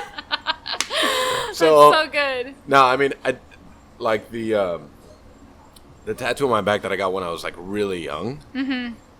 And this one are like the ones, and you know, like the piece that John did for Ariette are my favorites. Well, they're 'Cause super the one- meaningful. Well, the piece that John did, it was just so like organic. Mm-hmm. You know, like I was like, you know, Ariette stands for this like feminine and masculine, like there's sexy food, but it's got like this purpose, and we have this hammer. Sexy food. Viste? Yeah, I think my food's pretty fucking sexy. Bobby, I just ate Oh, fucking wahoo crudo yeah, on that's the right. fucking bar. The I eat con a checkerboard. little drink. Yeah, very sexy, okay? Very sexy. It's a fucking Wednesday night. I'm at a bar like this, you know. Eating. Checkerboard. And I'm dipping in the little salsita. The guy next to me tried to talk to me a little bit. I was like, no puedo. Yeah, I'm no. just eating. Which having a guy? good The time. old guy? That was like a 90-year-old guy. No, there was sitting next another guy. He kept looking at me. My husband was like, oh, if you want, FaceTime me so people don't hit you in the bar. I'm like, Bobby, I came to this bar wearing baggy Target pants and a chunky cardigan. Yeah. I'm safe. And don't worry, Nobody I'm gives here. a fuck. You're totally good. Nobody You're totally gives a good. fuck, okay? It's fine. The idea of like achieving simplicity through an art form is very difficult. Extremely difficult. Every artist, every creative mind throughout history, throughout time, has struggled with this concept and worked on this concept until the day of their death. I'm telling you that right now. Yeah, That's across the board. It doesn't matter if it's food, music, art, visual arts, anything. because Yeah. it's so difficult, because it's like what you said earlier, you kind of want to hide behind all these things, right? In tattooing, it's easier when you have a lot of shit going on, because if you fuck something up, you could just shade over it, cover it, the eye doesn't see it.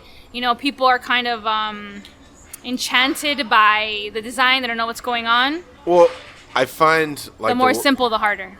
Yeah, More the world difficult. of tattooing, I feel like, can be a hair convoluted because so many younger kids want to do like these big elaborate things that over time will fade to nothing. Well, yeah. And We're then- just at a place right now where I think people... I feel like there was a time in tattooing history where there were rules and everyone stuck by the rules, so to speak. And we're just at a point now where tattooing is very accessible to people. Mm-hmm. We have the internet, we have Amazon. Anybody can just purchase a tattoo machine and start doing it at their house. Right. And nobody gives a shit about the rules anymore. I don't think people Apprenticeship. don't even give a shit about apprenticeships. I know, which People is crazy. just to me. want an Instagram account that gives them 1 million followers. Look at me, mírame. That's what it Relax, is. you're Instagram famous, dog. No, I'm not. What? I think you in top 5. You're probably No top way. 5 on this podcast with Instagram following. No way. For sure, and we've It's had not 100 that episodes. much. I had one tattoo blow up though on the internet recently, so I have felt Which one? the thigh piece that I did on Sino, the tropical yeah? plants, because now plants are so popular with mainstream people. That sounded terrible. with the mainstream, the plants, the stand. Like house plants are very popular right now to the average individual. So this tattoo that I did, that was all like these tropical house plants. I'm sorry if that's rude that I call them house plants, but that's what I consider them. It's totally fine. Um, I'm not offended. It just blew up because it was like every single plant account reposted it. Right. So I gained like a bunch of followers, and that was cool. Although I'm sure I've disappointed all of those new followers. 'Cause The only reason I've only that posted black and gray since then. Pig Like, Ink sorry. Apparel has any followers is because Pooka posted that she bought like 3 things, and it was like that's the only reason why we have any I followers. really love that fucking merch. Thank you. Fucking... Hello, I know what the fuck you're doing. You did Thanks. that fucking shirt, Miami against the world. That's like a fucking try. That's like a fucking try. Like, I could feel like the Oh, but the aggression. socks are nice though, right? I had to do it. The I socks had to are do dope. it. I saw it. I was like, I had to get it together. Listen, when Can we shoot a video testimonial with Pooka for your Pig Ink website? that shirt, when you wear a shirt that says Miami against the world, Yeah. it's a conversation starter, yes. But the aggression in that, oh, I connected to that. I was like, yes, we're not pussyfooting around here, you know? When I saw that you bought that shirt, I was like, makes total sense. I looked at all of the options and I was like, yes, 100%. I'd love to wear it to work. And I wore it to work and I was like, please, I asked one of my coworkers, please photograph me against this wall wearing this shirt, please. It was wonderful. That's why we have our most followers now. No, today, shut because of the fuck Pooka. up. It's absolutely That's correct. a super rad shirt. It's so strong. It looks so like fucking hard. You know what I mean? And I equally love bought. that. I bought your shop shirt Thank you so much. on Etsy. On Etsy. That shirt like almost completely sold out. I have like 5 more shirts left. That's it. Well, that's great. Yeah, I'm super happy. Yeah, I'm super we happy. actually had to print more hats. The hats have moved the best. People, yeah, I guess people really like hats, right? I Well- don't even know about how that works. if Yeah, people I like mean, that. it depends. Like that very aggressive hat, like the camo hat, Oh, sold out yeah, like right yeah. away. Yeah, I love that hats. That hat sold out right away. yeah, 100%. But I thought the merch was great, and I Thank love you. that. And if you come out with more merch that's like that, saying some slick shit, I'm gonna buy that shit. We're working on it. Yeah. We're working on it. As long as Dave Arvelo isn't coming up with our sayings, because he's had a lot of ideas that are very bad. Oh no! Yeah, I don't can't- know this person. Can we get at least one here? I can't repeat What is them. he? There's a Oh. lady in front of me, and I just No. Oh, can't. it's those kinds? Yeah, Why? it's What just are you talking about? They're like sexy shirts. no. They're just like very aggressive. Like fuck you, bro. Like that's all it says. No, I mean, do you want me to say the one that he came up with? That, I would love to hear it. I mean, Chef. I want to hear it. I don't know Please. God, and he was like, "Dog, Oh. dog, I bet Say no people more. would buy the shirt. I swear." I mean, he's from Virginia, so it's not like a. What? This isn't a But Kendillian. why is he dogging you? if... I mean, he he's dogs from everywhere. Richmond. Yeah. So Do they dog? I thought They it was dog. a Miami thing. I mean, I no, don't know. dog is worldwide. But he's adopted the Mang. Oh my god. He mangs Yes, everybody. adopted the Oh Mang. my god. Okay, what is this shirt thing? Real men eat pussy and pastelitos by Dave That is Arvelo. aggressive. That's aggressive. And he was like, so I had dinner with him the other day. Let me ask you a question. What's his name? Dave. Let me ask you a question, Dave. Who the fuck is gonna wear that shirt, and where are you gonna wear it? There, Am I gonna be walking down the street? He is You're gonna walk down the street and have people go, "Oh!" I mean, people have worn more vulgar shirts than that. No. like I had Oh, dinner. yeah. I had. Well, I guess had maybe in the history of the world, but like not out commonplace. in the world. I had a very romantic dinner with him at Flanagan's the other day, in which he bought me my own Flanagan's cup, which I did not own any previously, and Probably shocked Dave. he just like went into like a 20-minute like diatribe of why we should print the shirt, and I'm like, no, Yo, Dave. he's really behind it. He's super behind it, but he also created the shirt that I think is going to get sold the most, which is "Real Men Listen to Sade," which will. Oh, okay, but you see the difference there. I'm the with word that one. pussy is not involved. Yeah, I'm I with feel it. like not everyone wants the word pussy on their fucking clothes. But that I shit, told him I would not wear that shirt. But that's like the side. That's like a flex in a subtle way, you know? Yeah. Yeah. Well, that was a whole. I think we talked about this before. Like, I posted a picture of myself in that shirt because he made one just for me. Oh, he made it. Okay, it exists. Just for me. It Okay, exists. Okay. And like, some other dude tried me. He's like, "You don't even know who Sade is," and I was like, "Bro, Fuck you. Who the fuck is Bro. this guy? And then it was like, so there's like 4 of my very good friends that are like big Sade heads, and they were like, "Well, you don't even know this song. You don't even know that song. And this song. What about this song? And this song? And Oh, God. this It song?" was a battle? And it was like a battle. Yeah. On Instagram, it was crazy. Because they fucking tried you. We're not gonna have that. That's what No. happened. Well, that's why what you know. happened. Miami against Miami the world. against the world. That's what I'm telling you. You see, it's fucking hard. You want to wear that shit. He was a New Yorker. Huh? Yeah. He was a New Yorker. Huh? He doesn't know I shit. see. Dog. All right. And that was Michael Beltran's New York accent. It was a good accent. I don't know. It wasn't good. I didn't nail it. I blacked out. No. All right. Are there any other questions? Any interesting points you wanted to hit? No. I mean, That was it. I think we've hit a lot of like interesting points. Okay. I'm like very. All I want to know is like in the first. It's not even been a full year of like your first business year. What are your feelings? And has there been yet a day that you get woken up in the middle of the night by a thought about work? Chef Michael Beltran, I will remember and quote a past podcast in which you said you woke up in the middle of the night wondering if you should make ketchup because can you even make it better than Heinz? Yeah, it's I will true. never forget that moment. I did say that. I've had many of those moments. Yeah. I think just right out of the gate. I mean, let's not even fuck around. Yeah, absolutely. Woken up in the middle of the night just thinking like, what is this going to be like in a year? What is the end goal here? Do I need to have an end goal? Can I just enjoy the ride? Who's going to be working with me? What's their end goals? How is this going to mutate over time? Right? And it's something that I'm really trying to be present in and not focus too much on the future.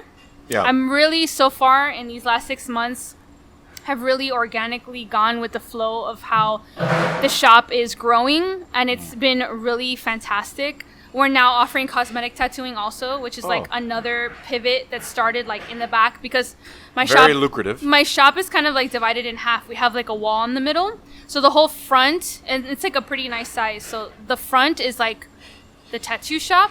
And then in the back is where I do like my herbal morning glory stuff. But now also that space is shared with cosmetic tattooing. And we've just recently redesigned the whole back room. So it's just going to be another avenue, like another aspect. I try to view the shop as like a community shop. You know, like we're in Kendall. It's not, it's the fucking suburbs. It's not like... I can't wait to go to get my sword tattoo. I can't wait. You're going to see. It's going to be quite the experience. But I've had many of those ketchup Heinz moments, Yeah. I think that's when like the dynamic changes that you're just responsible for yourself, and then now you're responsible for I have an apprentice now. So like a I'm whole very thing. responsible in my mind for him and the type of information that he gets and how quickly he grows and develops and how good of a tattooer he's going to end up being and what morals he carries with him into his career and all these types of things. But that's why you are going to breed the best possible future. I hope so. For your career, people, like the faction of the world that you know. Yeah, I hope so. It's just like, it's interesting because I think about myself and I'm like, I always tell any cook who works with me on a day-to-day basis, you will leave here better than when you arrived. 100%. And you will leave here capable of working anywhere. Maybe not like the way that we run our stations and the way that we run our business. That like maybe that's not all the same. But the fundamentals that I teach you and how I tell you to think about the industry in total will affect you forever. Because I was very fortunate that I worked for great people like Michael and like Norman that set the tone for me for a long time. And it changed the way that I look at everything. So like I take a very personal approach to everybody. When we hire anybody, doesn't matter what role you place within the company, I meet with them. If it's for 5 minutes or 50 minutes or an hour or 20 minutes, I meet with them. Because I want to know, like, what is it that you're trying to do? Some of them don't even last a week. Yeah, for sure. But it doesn't matter to me. Because if they last 5 years, then they know that they met with me first and they understood, like, this is what we're about. You know, and it's a very, like, weird... You start thinking about things completely different. Like, you're not just coming up with dishes. Now you're like, coming up with plans. You know, now also having an apprentice, I find... This is my first apprentice also. It's not... This is like something I've been really hesitant to take on in the past. I've had people ask me before, but I guess I just wasn't ready or didn't feel ready at the time. And now I find that the best part about having him is being not only super held accountable for every little detail, right? Because you want to lead through example. Yeah. But then also kind of learning with him. So not taking the avenue of... I know everything, because I don't, right? There's plenty of tattooers out there who know more than I. But we can kind of together figure shit out too. Right now, this past week, I had him mix his first pigments, which was fantastic. It's not something many people do anymore. It's like the only piece of like old school tattoo history that I really hold dear to myself. And we kind of went on that journey together. We tested different variables. We tried different things. Okay, we wrote notes. What is this pigment like? How does the color change when it sits here? What method did you use here? What was the liquid that you used here? What was the ratio? And it's kind of like... It's cool. Exciting, yeah? Yes, it's cool to learn with him. You know? It's... I think as we've grown, the one thing that's really struck me the most is like the teams that I trust the most. Yeah. I tell them, okay, here's an idea. What do you guys think of this idea? We like that idea. What about if we did this with that idea? What if we... And I was like, okay, so let's pick a day and let's work through all the ideas. So we sit there, we work through all the ideas, we sit down, we eat all the ideas. We talk about them, we talk through them. And it's just such an organic, like, honest experience. 100%, yes. That I feel like... in my profession is missing because of ego, right? Oh, because, totally. Because everyone wants to be like this, the top of the totem pole like thing. I want to see like these kids that I like very much love. I want to see them grow. I want to see them better than me. 100%. You know, like that's the correct attitude. Be better than me. Don't make the mistakes that I made. Be better than me. And like, how can we work through all these things on the day to day? And it's incredibly fulfilling. Super fulfilling. That was my point. Incredibly fulfilling to see them grow like right before your eyes. It's you have kids. I don't have any kids, so it's like having kids and seeing them grow into like the human that they're gonna be in their profession, and then carry that wherever they go. Yeah, 100%. And I like my hope, at least for me, when it comes to my profession, is like in 20 years to be. Like to have someone that I see something in their food like, that was me. They learned that from us. And it will be there. From an experience that we had together. And I'm super proud of them being where they're at. 100%. It's like it's an art form, and it's through a thing their growth, that's, you grow as well. But right? It's super lost now, right? Because everyone's all about instant gratification. Yeah. You could buy the tattoo gun, on Amazon now. A lot of people are doing that. Yeah. And they'll just start tattooing. And then they'll just... I don't even think we can go into it because you'll have another 3-hour podcast if I start going into that shit. But nobody gives a shit about learning the correct way. They just want to get a fucking machine, start doing it because they want to make that money. They want to get Instagram famous. They want to move to New York. They want to go do whatever they think cool tattooers do. and they don't give a shit. But there's so much richness there in getting an apprenticeship and learning the correct way and taking your time and not rushing into it, you know? Well, learning from someone that's made a ton of mistakes and that knows so much more than you do at that moment is incredibly important to your development as a human being. And Completely. like, failure is key. Oh, 100%. Someone telling you that you have failed. Oh my God. You made me laugh. I thought about this tattoo that my apprentice had done. I feel so bad. It was like one of his first tattoos. Louis, you're fantastic and you're wonderful. But You're fantastic. it was a moment where I needed him to really feel it, and he felt it. And it was one of those moments where he went home like a sad dog, and I texted him, we're going to talk about this in the morning. And he, that whole night, kept thinking about it. Oh my God, what is this fucking bitch going to tell me? Oh my God, this tattoo, this thing, and the client, and how she sat in this thing, and then the pain, and then in the morning we talked, and it was just like, you need to feel that eating shit moment. Yeah. For you to be like, well, I'm never going to do that again. Let's not do that anymore, right? And you grow so much, even if it's just from that one instance. And I find, like, if you look at his work even now, again, we've only been open for 6 months. And he's only started to tattoo. You know, it's not like he's been tattooing a year or anything.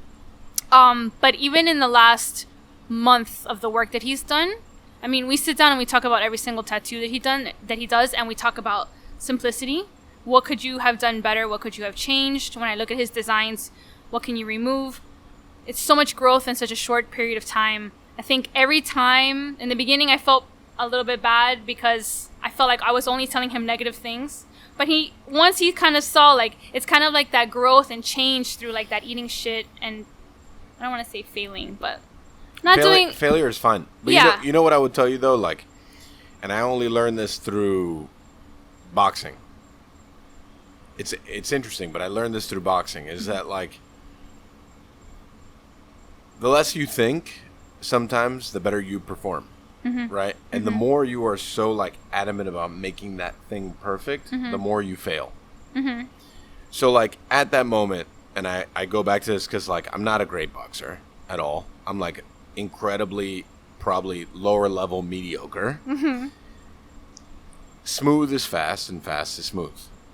So, like, when you're putting so much of your effort in your mind to be perfect at a thing, you usually fail.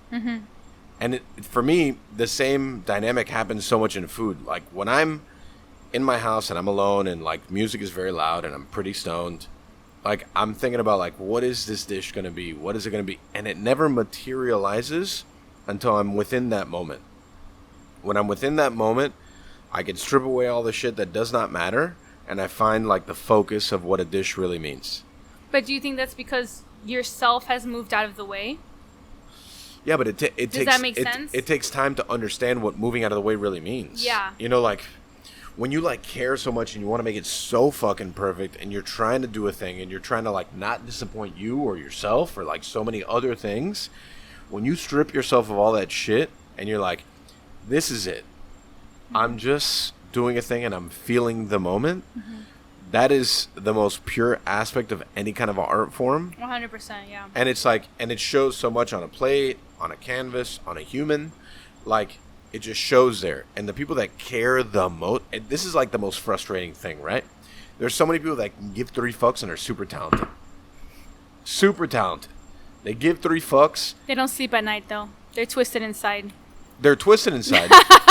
But I That's also... not sustainable long term. I also feel like they'll never like reach their full potential because they will I never see like, what you're saying. push themselves. Yeah, I see what you're saying. But the people that live like that carefree, Yes. I almost envy them. Yes, yes. Right? Because they can live in this ether of like, whatever, bro. Yeah, it's true. It's fine. It's true. I can't live there. I don't think you can live there. And I think a lot of other people that like incredibly care about their crafts can't live there either. But it's this weird... It's a push and pull, right? Right. Yeah. Of like trying to find that happy medium of like living within the moment and also trying to execute a thing that's trying to be perfect for someone else. And we both do it in very different ways. Yes. The best part, I mean, the one advice I have for everybody tattooing is when they start off and they get really nervous that it's on a person and it's permanent, the only way you're going to do a good tattoo is you have to not care about that. Yeah. You have to completely forget about that. Yeah. Because if you get so stuck on step one, which is this is a human and this is permanent, you're going to suck. All your designs, it's going to come out. You're going to execute it terribly. The minute you forget that it's a person and you don't give a shit and it's just you and the tattoo, like that moment where you remove yourself from it, right? It's like that flow state. You're not in the middle verbalizing like, oh, do this line, do it like this, hold this, stretch it like this. You're not so rigid. You're not. You're right? living. You forget about yourself and you're just doing the thing. And then that's when you have your best tattoos. Yeah, it's a great moment to live within. It's delicious. It's very rare. It's It's very rare to live within that moment that everything is just like flowing and flow like good. state is hard. It's tricky. Yeah. It's tricky. And to like expect yourself to live within that flow state every day is like very tough. It's tough. Yeah. Very it's difficult tough. long term. Absolutely. All right, I think it's time. I think we've reached like the Pooka needs to go to bed. Yeah. I'm so tired. I think we've covered lots of angles. I hope it was interesting. Thank you so much for having me I'm- here. I'm so proud of myself. I stayed up. Yeah. I want everybody to see. I hope everyone's looking at this shit. What time is it? Look, I'm still It's awake. 10:45. Holy Ooh, shit! I It's nailed it. Watch out. 10:45 and I'm still awake. Watch out. All my friends are like, "There's no way." So I guess this is where we do the wind down. Nicolas, do your thing. All right, so we always end each episode first with parting recommendations and then with shameless plugs. You can go first, or you can pass it off to one of us, but the first thing is each of us recommends anything as long as it's not yours. So something you read, you watched, something you ate, a place you think somebody should go, a song Yeah. they should listen to, a book they should read, anything at all. Anything at all. Yes. Can I pull it up really quick? Oh, on my yeah, Amazon? sure. Yeah, 'Cause do I whatever you forgot have the to do. name. Yeah, we have the technology to cut that out. I'm really enjoying this book right now, and I really Yeah? want to share it. Cool. But it's really incredible, and it's written by a really old school, cool herbalist who's very structured Structure. and controlling in his Structure is delivery, but it's really wonderful. Michael Tierra, by the way, is an incredible herbalist too that I enjoy, that kind of marries spiritual Ayurvedic kind of aspects to herbalism with also just scientific aspects. But this is the book I want to recommend that I've been reading it every single day. It's incredible. It's The Herbal Medicine Maker's Handbook, a home manual. And it's by James Green, who's an herbalist. And he's just the cutest darn thing. And it's an incredible book. That's it. Cool. That's what I recommend. Mike, any recommendations? Yeah, so I just like rehashed. I had a Monday off, and I laid in bed for a good amount of time, and I rehashed watching Gladiator again. And I Wait, had- Gladiator? Gladiator. Like that Cuban shit where they fucking no me gusta what was it? No. No me gusta pasta. No, you're thinking 300, but Oh, 3. That's Los Peaches Boys. Yeah. That's what I was talking. a mí Okay. no me gusta la pasta. Yeah, that's what it was. I can't remember what the fuck he said. Okay, my bad, although dog. my favorite line from that though is there's a part where the two Spartan like leaders are like inspecting all the soldiers, Yes. and one of them goes, "No deje que esa carita jeva te confunda que es un espécimen," Yeah. which I love. Oh gosh, Anyway, sorry, 300, sorry. not Gladiator. My Yeah, bad. Gladiator. Gladiator, Russell Crowe. Gladiator, the movie, Yes. Russell Crowe, Okay. Gladiator. I hadn't watched it in many years. Still very good. A very, very good movie. Still made me teary-eyed at the end, Oh, like it has so many times. sad So Gladiator. I know, but it was great. I recommend it. I also recommend here in Miami a restaurant that's been there for I think 30 plus years called Los Gallegos. It's on Bird Road and I believe 72nd, 69th, something like that. Across from where we had tacos at one time. They don't have one in Across- Kendall too. I feel like I've seen that like more I'm west sure that as well. I'm sure that name is like very common. Oh, okay. There's also a gallegazo on Coral Way. Yeah, a gallegazo. What? For But real? Los Gallegos been there for a long time. I had dinner with Matt from Kush, and we had a splendid time. And I highly recommend for people to go there. those are my parting recommendations. Good stuff. Nick? I am recommending one thing to everyone, and then another thing to everyone, but especially to Pooka. Whoa. Ooh. The thing I'm recommending to everyone is a free stand-up special that's on YouTube. It's Shane Gillis live in Austin, Texas. Okay. I sent you the thing where he Yes. makes reference. Yeah. So that guy was super funny. So Shane Gillis live in Austin, Texas. And the thing I'm recommending to Pooka, but also everybody else, but super close to your work, food truck by the Firestone on 120th Street, between two buns.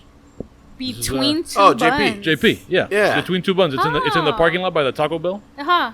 Between two buns. Okay. It's a good time. Really Oh, good. shit. Second shout out for JP here. That's on this right, podcast. Is yeah. that like a sandwich It is, situation? yeah, yeah. They do So- sandwiches, they do fries, they do Yeah. things. They do. It's a good time. The fried chicken sandwich is super solid. Oh, cool. Yeah. 120th Street. Okay, so Yeah. that's over by me. So Yeah. those are my two recommendations. Awesome.